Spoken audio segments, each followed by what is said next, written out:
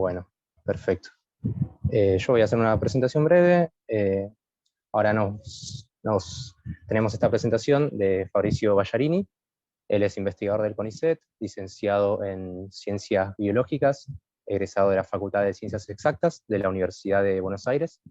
Además tiene un doctorado y un postdoctorado otorgado por la Facultad de Medicina de la Universidad también de Buenos Aires. Y hoy nos va a hablar sobre por qué es importante dudar y su relevancia para promover el pensamiento crítico en la sociedad. Así que te escuchamos, si está Fabri. Hola, ¿cómo están? ¿Me escuchás? Sí, perfecto. Voy a intentar... no puedo compartir pantalla. Puede ser que no esté como anfitrión.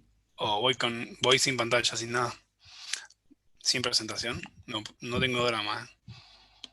A ver, Díganme ustedes. Si en el otro podía... Creo que ya te pasé a digo. Lorenzo como presentador. O es Capaz lo que me alguien te dije. puede hacer como anfitrión, ahí me fijo.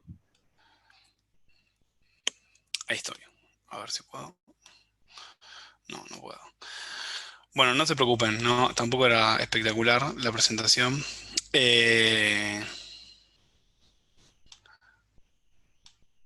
se dan drama.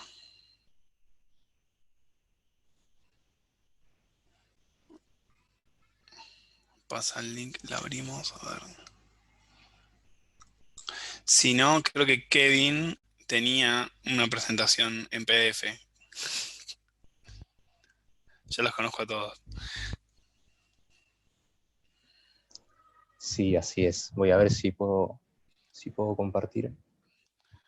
Si no, ya fue, hablo así, no pasa nada. Tampoco tengo mucho tiempo. Me Claro, parece que como si vos hacía prefieras la igual. presentación inicial, no iba a llegar. Así que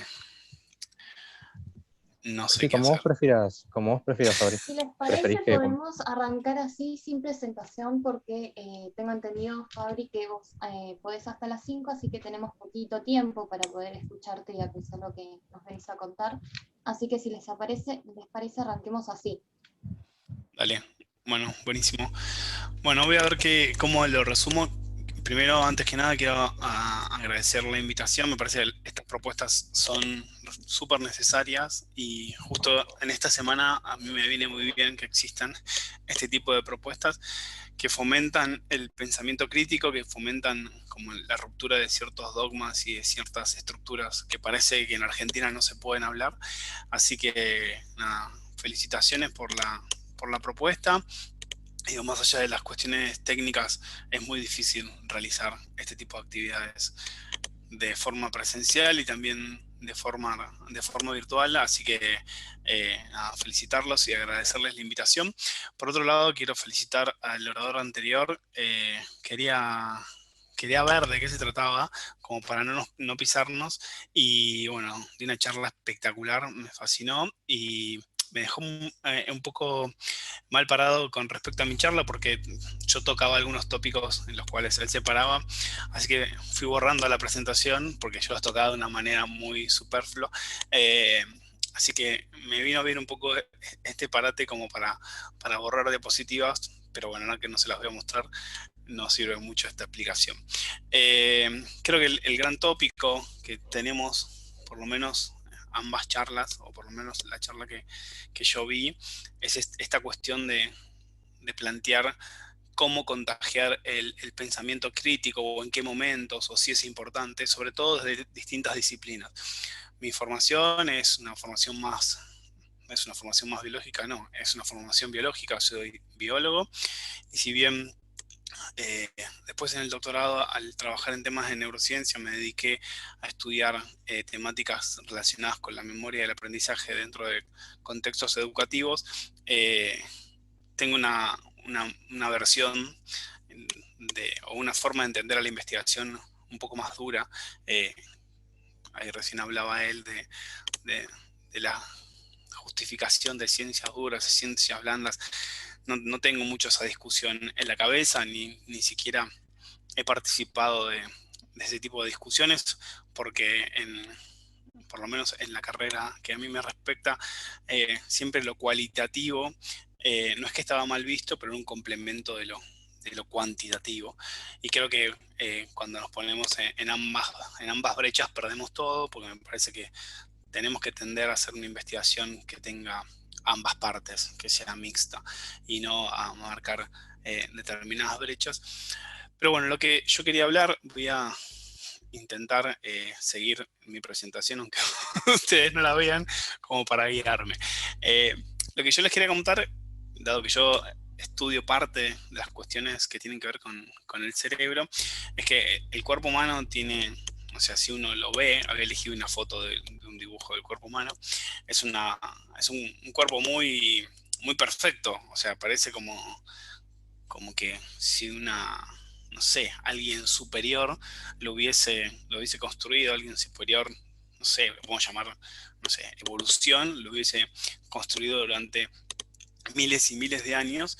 Y si hablamos específicamente del cerebro y estudiamos el cerebro y podemos meternos adentro de él y ver que está dividido en regiones, y podemos analizar las neuronas y podemos analizar la sinapsis, y vemos que las sinapsis adentro tienen determinados neurotransmisores y agonistas y antagonistas y procesos celulares microscópicos que están adentro de las neuronas, y entendemos cómo se forman, por ejemplo, las redes neuronales y cómo representan esas redes neuronales los recuerdos.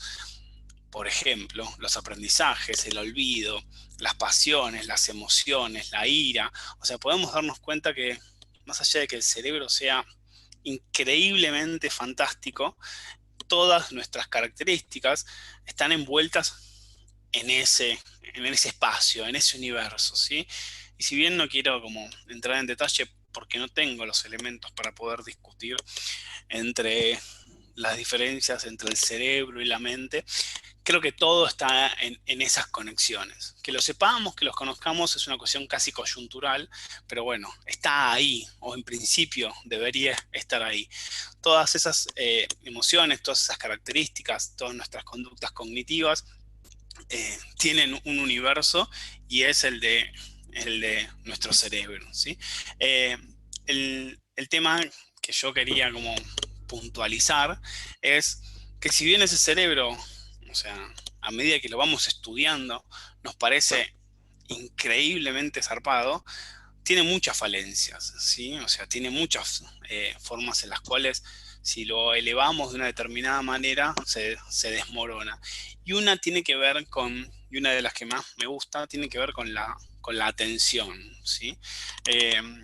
Sobre todo si analizamos a la atención, no como la ceguera atencional que está hiper recontra estudiada, sino la atención que le ponemos a determinadas temáticas que suceden durante, no sé, la coyuntura en la cual estemos viviendo.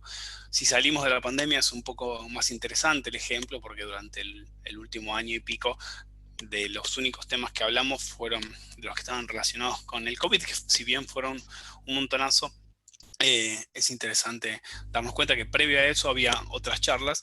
Y para poder ejemplificar de forma visual, o la mejor forma visual, esas cuestiones atencionales que nos llegan, que nos impactan de la realidad, yo me imaginé como, y de hecho hice una diapositiva que tiene que ver con una ola, ¿sí? O sea, cuando uno va al mar, y si le gusta meterse al mar, y si le gusta sentir el efecto que tiene una ola, se va a dar cuenta que una ola pasa, uno la puede, no sé, barrenar, que es algo muy pedorro que uno hace cuando es chico, la puede saltar, se puede enredar, lo que sea, y después de un tiempo va a llegar otra ola. Entonces, si uno intenta disfrutar de esa secuencia de olas, se da cuenta que esa frecuencia es ponerle cada, no sé, 15 segundos. Entonces sabemos que durante esos 15 segundos la podemos pasar bien, descansamos y viene otra ola.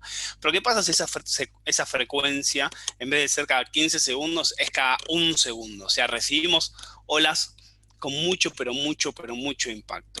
Hace un poco más de un año y medio salió un paper en una revista que para mí me parece muy interesante, que la revista se llama Nature Communication, y habla de la celeridad de esos procesos dinámicos que llegan a nuestro cerebro, y cómo, si nuestro cerebro tiene la posibilidad de captar la atención de todos ellos.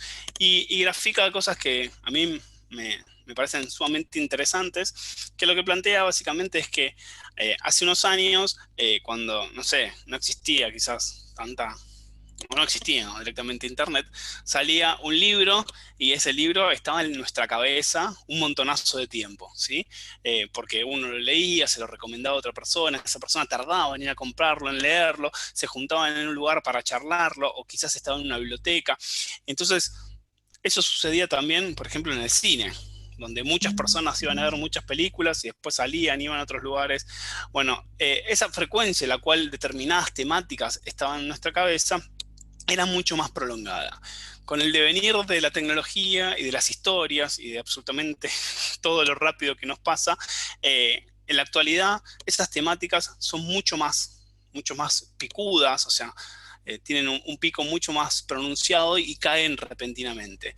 El ejemplo más simple son las series. Yo esta charla había utilizado ejemplos de aplicaciones o con gráficos que ahora ustedes no lo pueden ver, pero uno tenía que ver con la aplicación de Pokémon GO, ¿sí? Había salido la aplicación de Pokémon GO hace bastante tiempo y cuando salió todo el mundo se lo bajó y a los 3 meses esa caída fue enorme, ¿sí? O sea, todos los que se quedaron con la aplicación es porque son muy fanáticos, pero el resto del mundo se la desinstaló. Lo mismo sucede con todas las series que vemos. En algún momento esa serie estuvo en la cabeza de todos, pero en vez de perdurar en el tiempo, y se cayó, ¿sí? Pero en el momento que estuvo de arriba, todo el planeta estaba hablando de ese tema, ¿sí? Y eso, que parece súper interesante y a los publicistas les encanta, y quizás nos dé la oportunidad de ser famosos, entre comillas, durante poco tiempo, es ciertamente peligroso para las temáticas científicas. Pues si bien es interesante que, por ejemplo, no sé, una serie como Game of Thrones o, no sé si se acuerdan de Chernobyl, o sea, parece, no sé, como la prehistoria, pero salieron en todos lados, todos los errores históricos de Chernobyl, las cosas de las películas, pasa con cualquier serie. El tema es que desde que hace poco tiempo, estoy intentando meter una charla de 1 hora en 3 minutos, desde hace poco tiempo que podemos estudiar esas temáticas y esos picos gracias a lo que se llama el tren de Google. El tren de Google es como qué tendencia está ocurriendo. Entonces, si uno analiza el tren de Google, puede ver que en el mundo, por ejemplo, ahora están hablando de determinado tema, y van a ver que todos los portales de todo el planeta están hablando de los mismos temas. Si uno va por región, también puede ver qué temáticas son relevantes en Buenos Aires y también puede ver de alguna determinada manera cómo esa temática aparece y decae. Si ustedes, lástima que no pueden ver la presentación, pero si ustedes pudiesen ver la presentación, verían que hay un pico repentino de ese tema y de golpe desaparece. O sea, las temáticas aparecen en nuestra cabeza y de golpe caen en el olvido profundo.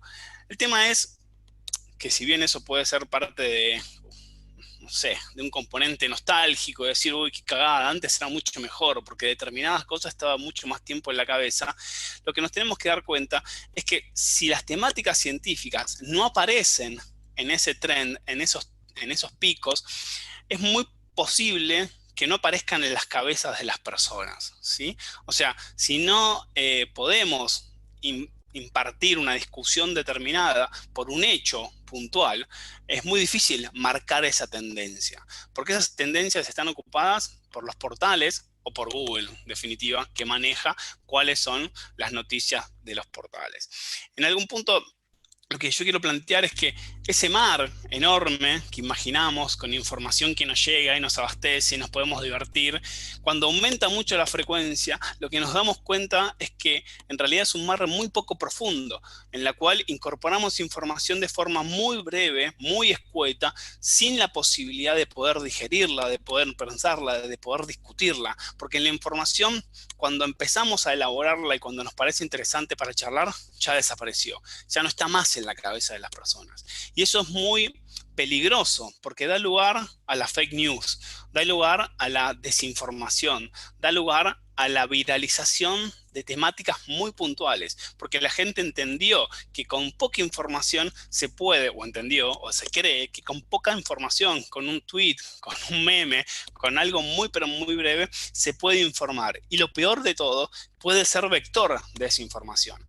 El análisis de las noticias falsas es muy peligroso porque lo que tiende a decir, o esas investigaciones, es que las personas que están más polarizadas o que se toman con mayor indignación esas noticias falsas son las que las comparten muchísimo más. Por lo cual, la pileta del conocimiento es muy poco profunda y es muy peligrosa, dado que esa poca profundidad no está relacionada con la mayor capacidad de entendimiento, y si no tiene entendimiento, menos va a tener pensamiento crítico, porque si no puedo comprender, ¿por qué me lo voy a preguntar?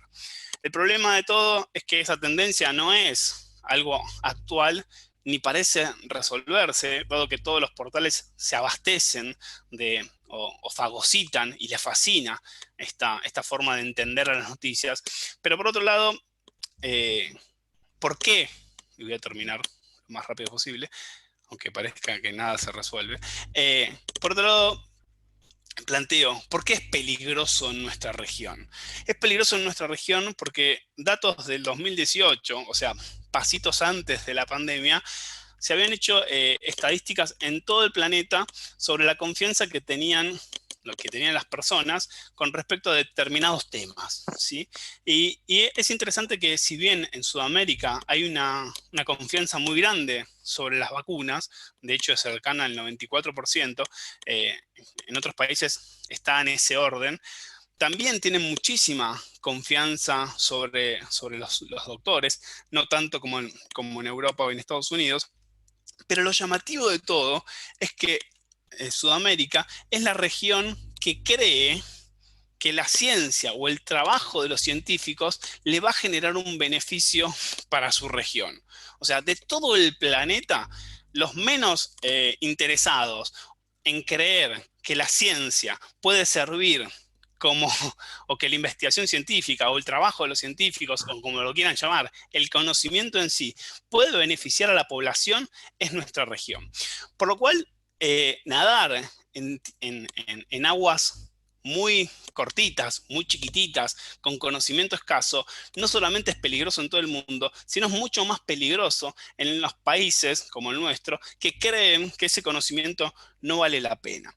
Es por eso que desde hace unos años, por lo menos yo, estoy bastante interesado en proponer en medios de comunicación o en lugares donde puedo gestionar ciertos espacios. Yo tengo una ONG que se llama Educando al Cerebro, y gracias a eso pude llegar a muchas universidades, a muchas personas, y acercar a otras personas que también están relacionadas con distintas áreas del conocimiento, no solamente la biología, sino todas las áreas del conocimiento, con cierta información que salga de esa coyuntura que tenemos en la cabeza, que los haga viajar a otras temáticas, que se pongan a pensar en esos temas y que generen cierto pensamiento crítico sobre temáticas que en esos momentos no estaban tan de moda.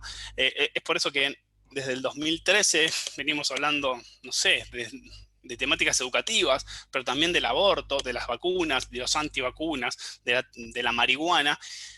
Y nunca nos habíamos planteado hablar del psicoanálisis o de la importancia del psicoanálisis, porque en Argentina el psicoanálisis es una religión, o sea, no se la puede criticar, es casi una cuestión de fe.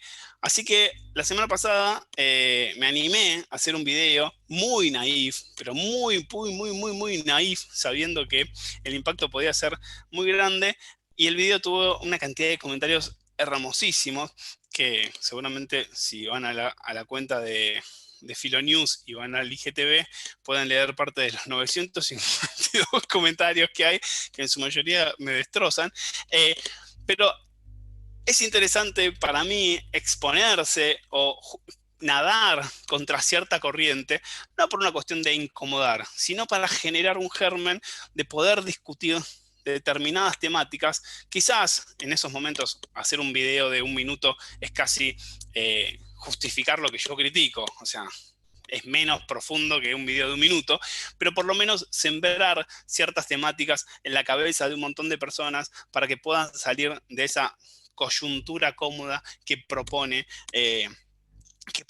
nuestra vida en redes sociales, en medios de comunicación y sobre todas las cosas en esas discusiones pero tan cortas que estamos teniendo en redes sociales.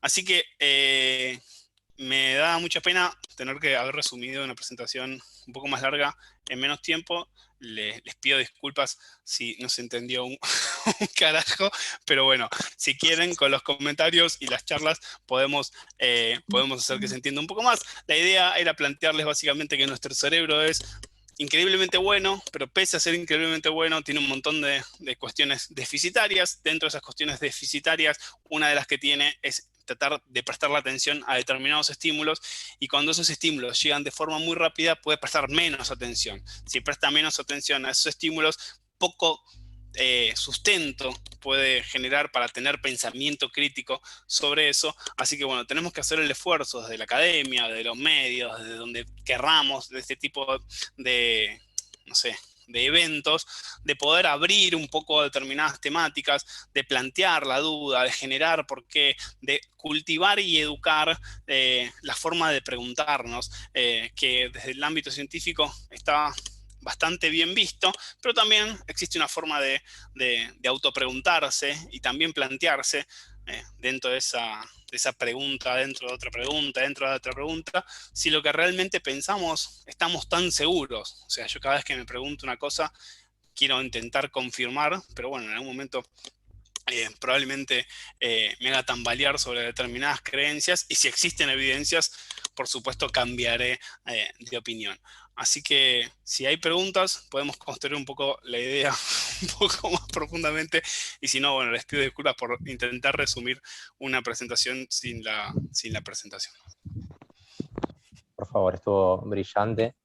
Desde ya, gracias.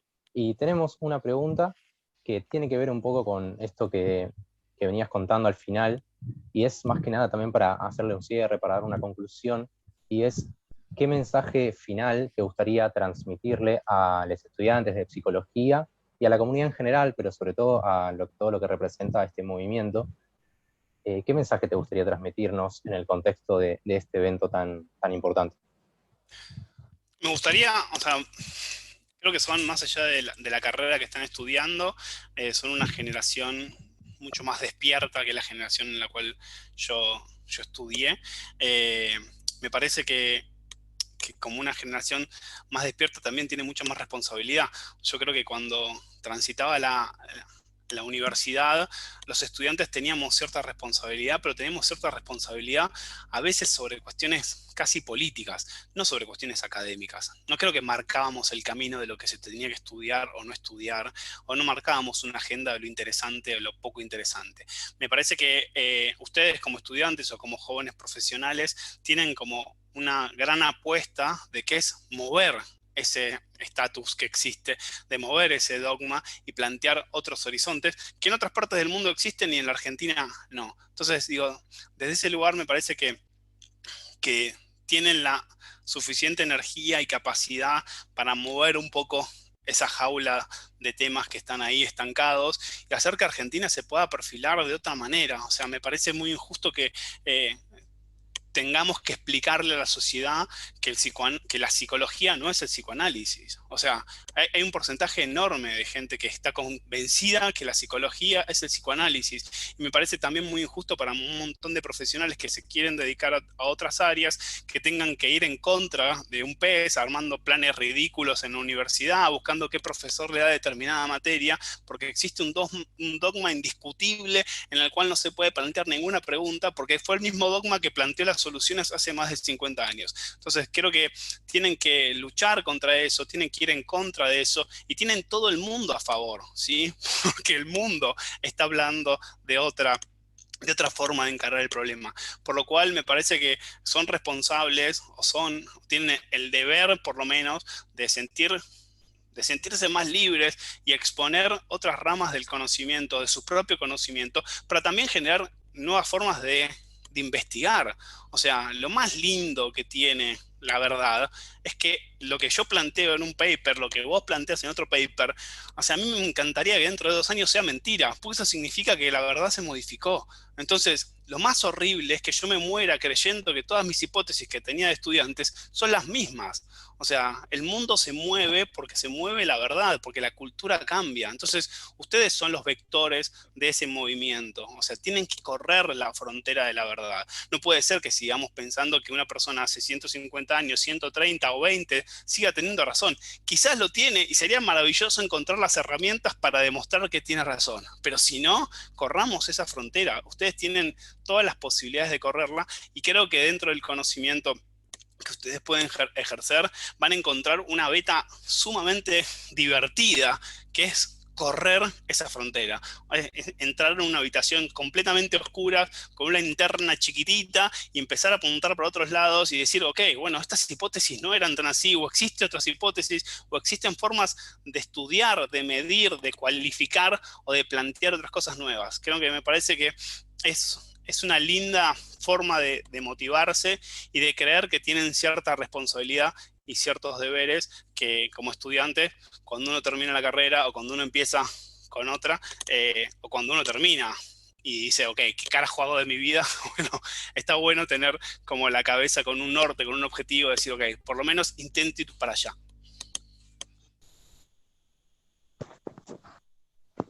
Brillante, brillante, y lo que nos decís realmente nos motiva, o por lo menos yo personalmente, en representación del movimiento en este momento, me parece que es un cierre más que interesante, y dijiste todo lo que podías decir en este tiempo tan limitado. Te pedimos disculpas por no haberte dado más tiempo del necesario.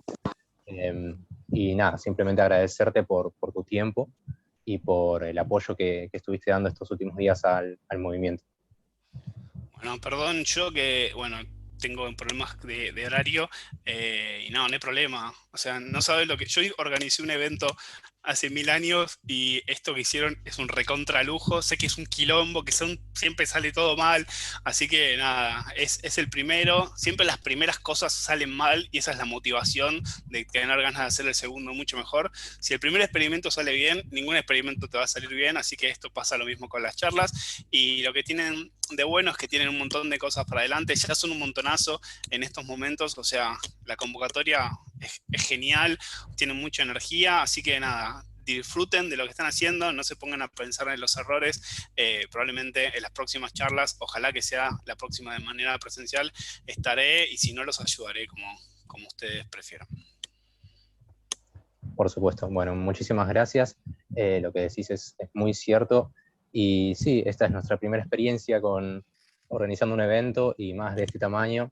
Hasta ahora eran solo charlas. Y sí, hay errores, pero nos quedamos obviamente con todo lo valioso que está surgiendo en cada charla. Así que bueno, simplemente agradecerte.